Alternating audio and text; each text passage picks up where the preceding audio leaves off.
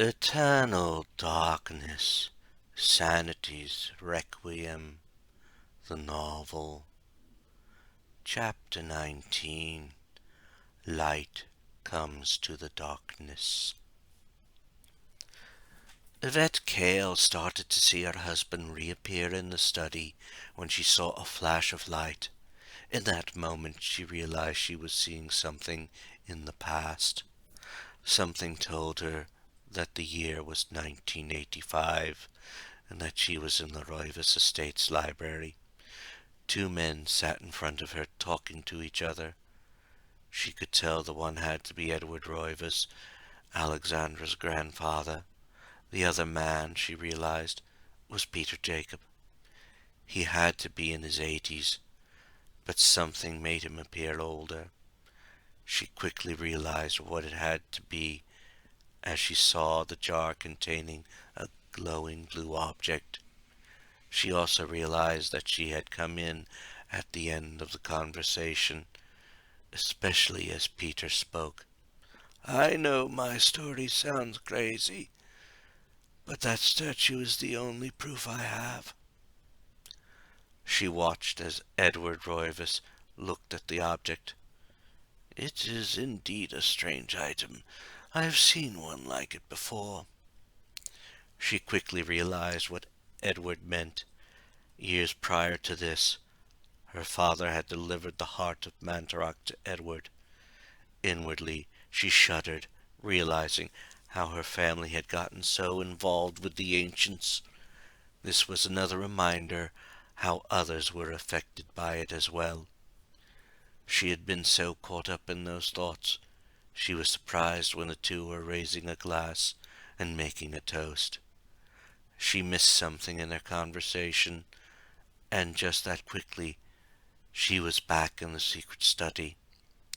She glanced around and noticed that her husband was standing, shaking with pain.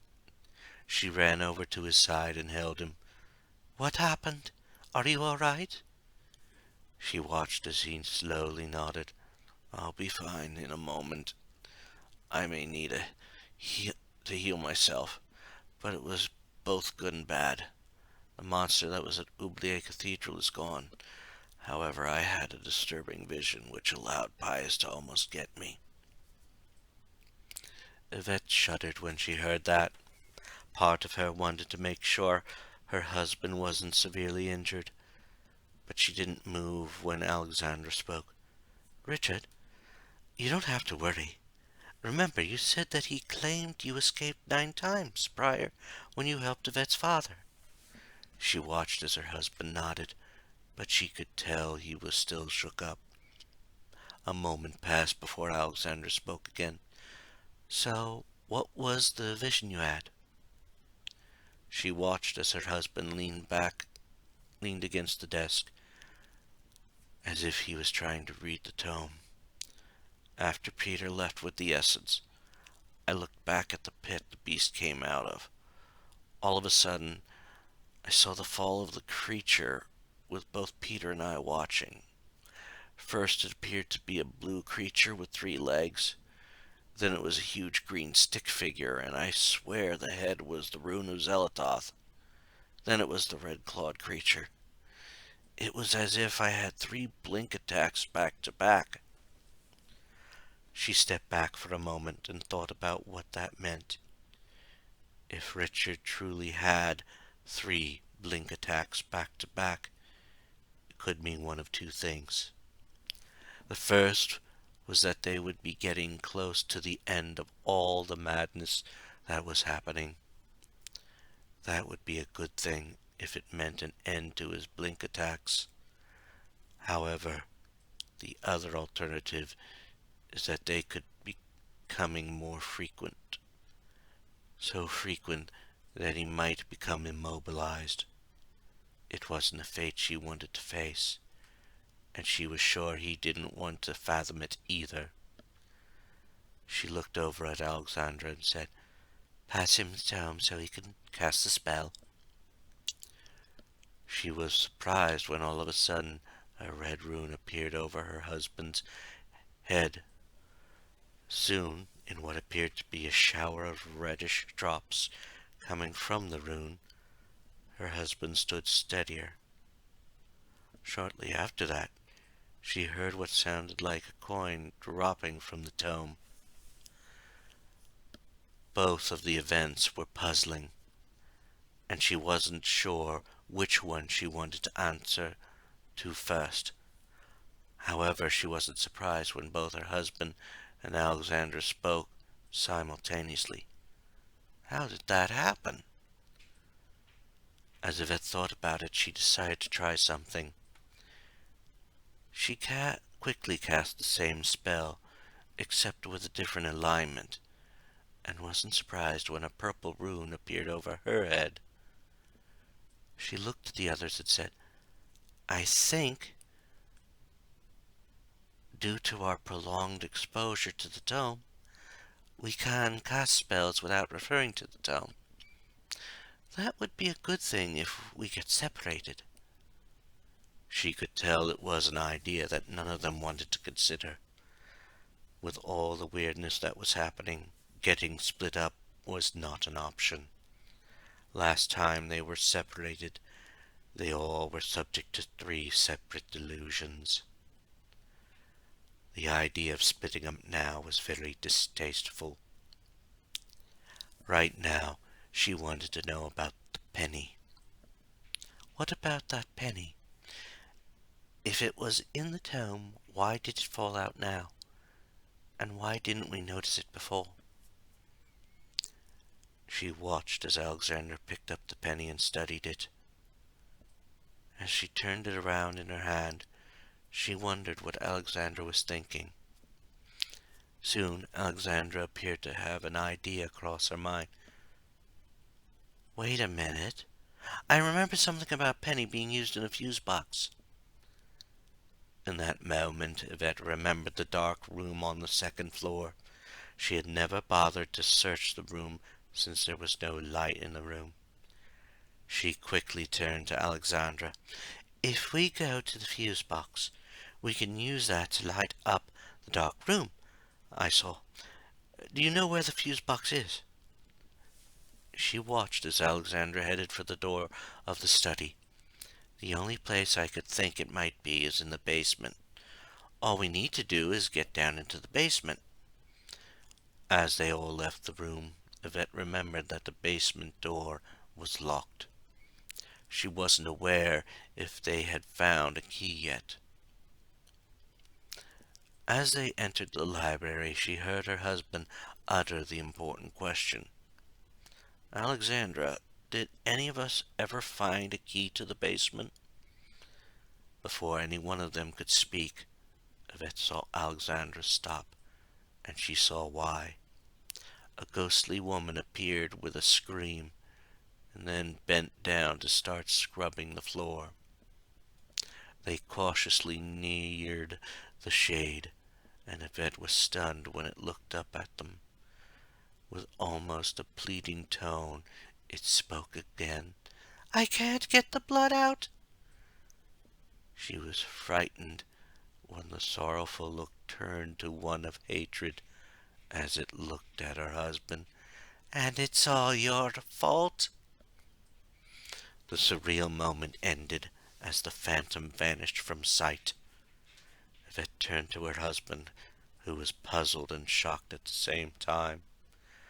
Just as she looked at him, he looked at her and shrugged. "I don't know, hon.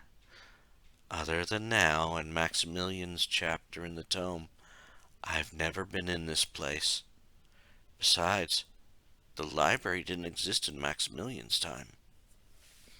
She had an idea what the shade's statement might mean, but before she could suggest it, she noticed Alexandra bending over to pick something up right where the ghost had been.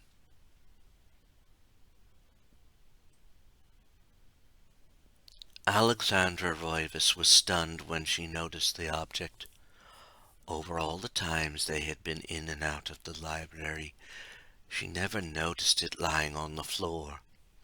It was as if the spirit was purposely hiding it. She picked it up and studied it for a moment. A smile then crossed her face. "Yvette, Richard, I think we found the key to the basement." She turned to look at them and saw a smile cross each of their faces. With everything that was happening so far, finding the way to the basement was a step forward and meant they were closer to ending this whole nightmare. It was Richard who finally spoke. "Good. Something tells me that eventually we would need to get in there." She watched as he then headed to the exit of the library. As they made their way, she heard Yvette say something. "Richard, do you think that in the next chapter you are going to appear here again?" Alexandra realized that the spirit's remarks prompted the question. After all her years living with her grandfather, she had never seen any spirits in the house. She wondered if it was because she had found the tome now. As they passed into the main hall and headed towards the basement door, something did hit her. Not too long ago, Richard Kale had been transported back into colonial times when her ancestor Maximilian roamed the halls. Richard might end up going into the mansion's past again. She put that thought aside as they reached the basement door. She placed the key in the lock and turned it. Before she opened the door, she glanced back at Richard and Yvette. "Yvette, maybe you should follow us down. You're the only one of us unarmed." She waited for the redhead to nod before she turned the knob. As they entered the door and started down the steps, Alexandra kept her senses on alert. She couldn't hear anything down there, but that didn't mean that things weren't lying in wait for them. When they reached the bottom of the steps, she glanced around the corner and breathed a sigh of relief. "Looks like it's all clear down here."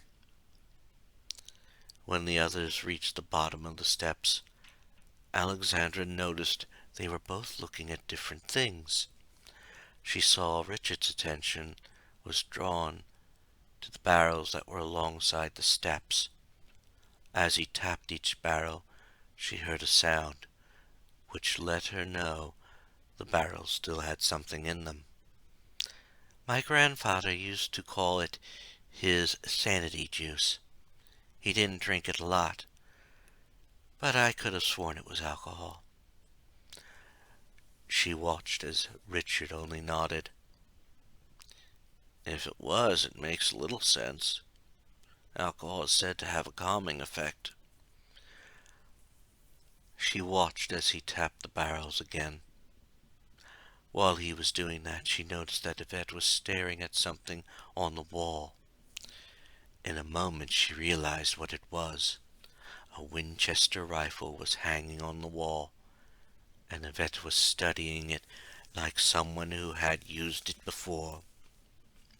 Before Alexandra realized it, the redhead had taken down the rifle and held it like someone who had done so many times before. Before she could say anything, Yvette spoke. "My father has one just like this. He even trained me how to load and fire it." Alexandra thought about all that for a moment. She had no idea on how to use a rifle, and she wasn't sure if Richard knew how to use one. However, she had the gladius, and Richard had his own sword. She also had a revolver that they had found. Yvette was the only one of them that was unarmed. "Why don't you keep it, Yvette? At least then you have some protection." She watched as Yvette nodded and headed for the other side of the basement with the rifle in her arms. As the redhead passed a lone door in the basement, she headed right towards a box of ammo for the rifle. Soon, Yvette was holding the rifle like an expert. Alexandra would have been in awe, except she noticed something right where Yvette picked up the ammo. The fuse box. She walked over to the fuse box and opened it. She wasn't surprised to see that one of the fuses was missing, especially since she had found the penny in the book. As she went to put the penny in, she paused. "Do you think this is safe, putting a penny in the fuse box?" Given all that had happened so far, she was worried that something might happen to them now, even though Richard appeared to be the only one at risk so far. Alexandra watched as Richard took the penny out of her hand and placed it right in the fuse box. "It may not be wise, but it seems like the right thing to do. Besides, the way things are going, there may be worse things to worry about." She nodded and listened as something came to life. She then closed the fuse box and noticed that Richard was now looking at the safe.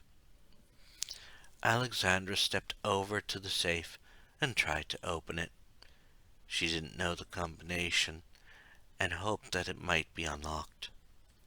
When the door didn't budge, she glanced over at Richard. "Richard, can you help me out? I think we might have to do a bit of safe cracking.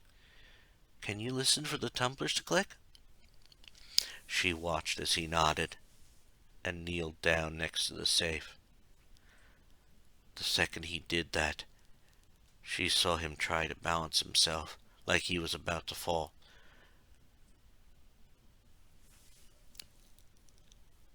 "Yvette, get over here." It was all she could think of saying, and Yvette Kale was right next to her. She felt a deeper fear when something truly bizarre happened. For just a second, Richard Kale appeared to disappear, only to reappear again. In all the time she had seen one of Richard's blink attacks, she had never seen this happen, and it scared her.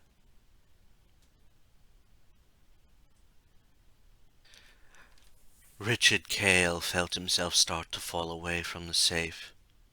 He had been overcome by the same sense when the creature in Oubliette Cathedral fell.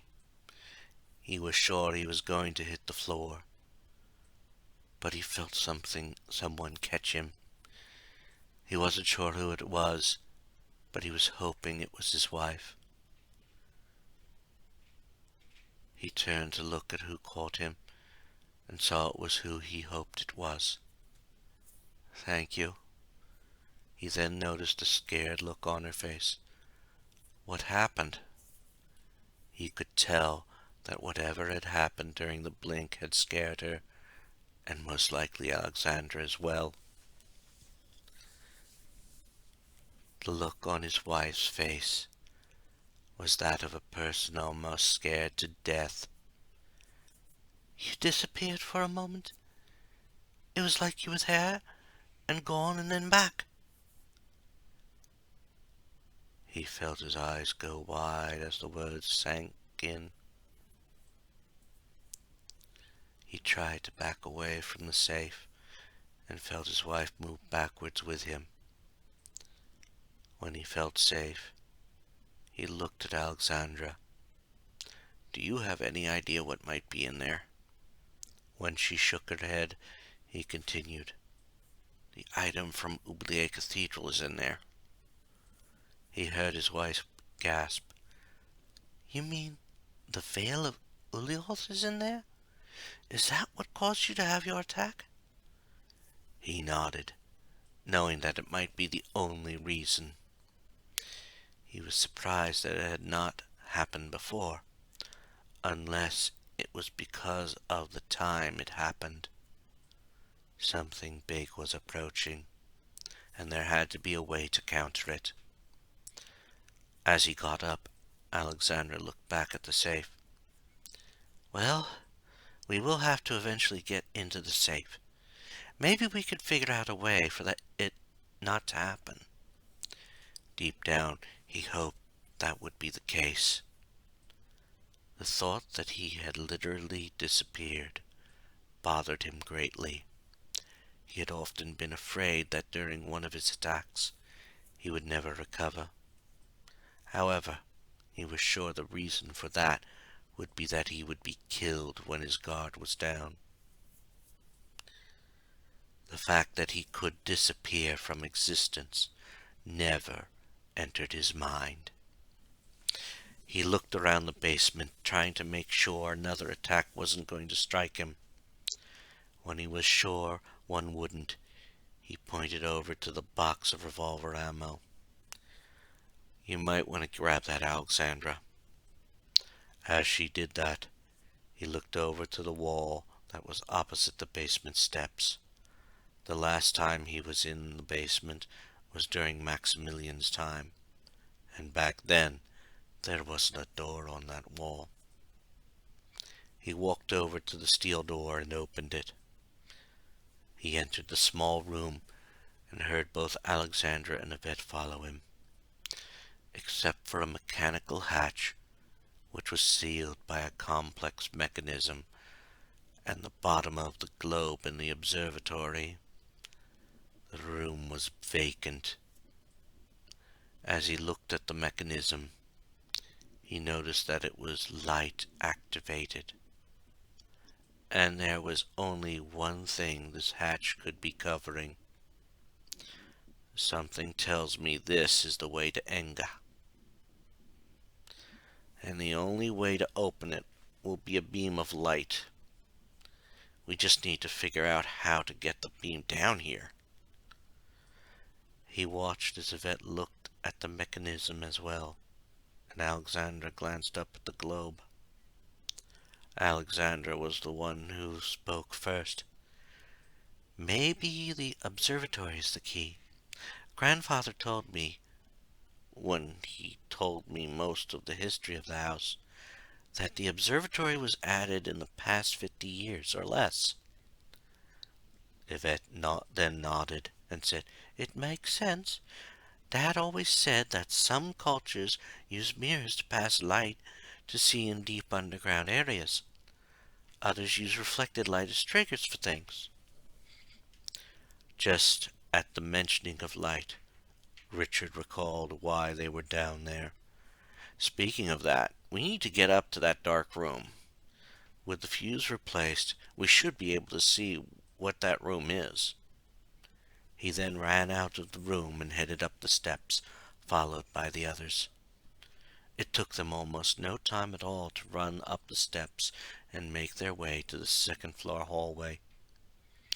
As they reached the door, he noticed his wife was looking back at the picture opposite the doors to the hallway.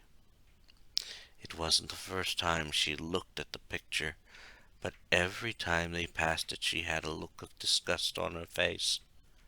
Something told him more and more that the picture was not what it seemed to be. He brought his attention back to the door when Alexandra opened it. "The lights are now on." They all entered the room, and Richard remembered how cramped it felt. Last time he was in the room, Maximilian and he confronted a bone thief-possessed servant. Now he was sure something else was in the room. The next chapter. With that in mind, his eyes were drawn to a paper that was lying on a chest. He picked it up and realized it wasn't the next chapter, but a page out of Maximilian's journal. From what he could read on the page, it was clear to him that the events truly had taken a toll on the colonist's mind. He placed the page down when he heard something open. He turned around just in time to hear Yvette say, "That's it, the next chapter." He watched as Alexandra grabbed it, but his wife took on a vacant stare. He made his way to her side and could quickly tell that she must be witnessing some unsettling events. Soon he heard a loud gasp, and he quickly looked over at Alexandra.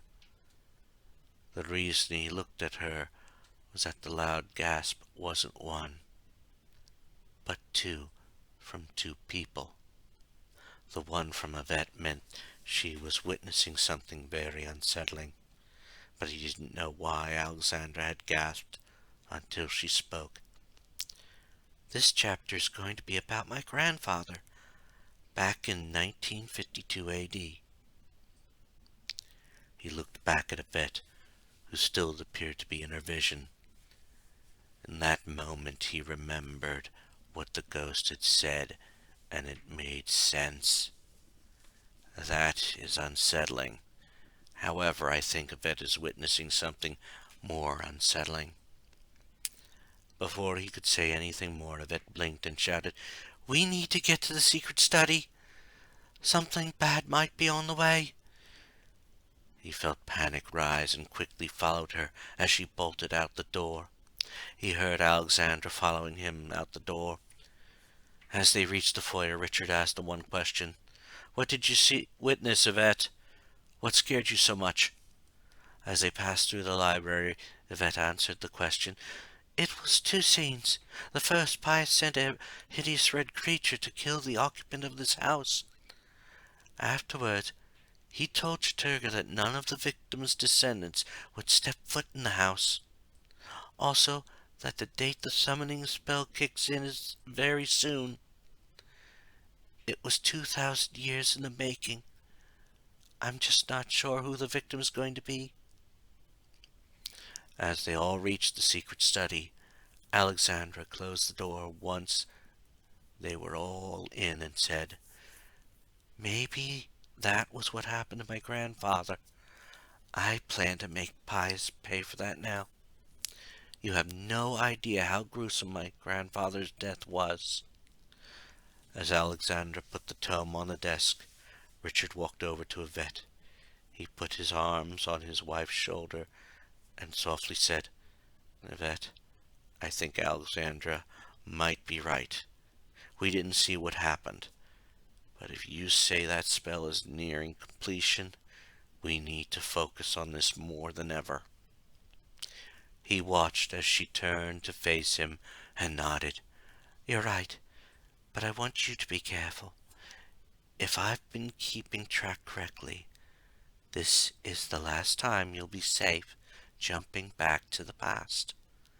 However, hopefully, this is the last jump into the past you'll be making."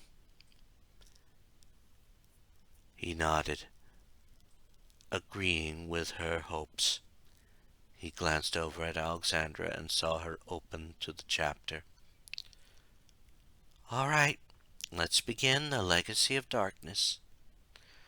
As she started to read, he felt everything starting to change around him. He realized what it meant, especially when Yvette appeared to be remaining in the present. He quickly took a deep breath and closed his eyes, knowing he'd reappear someplace else in the Roivas estate, decades in the past.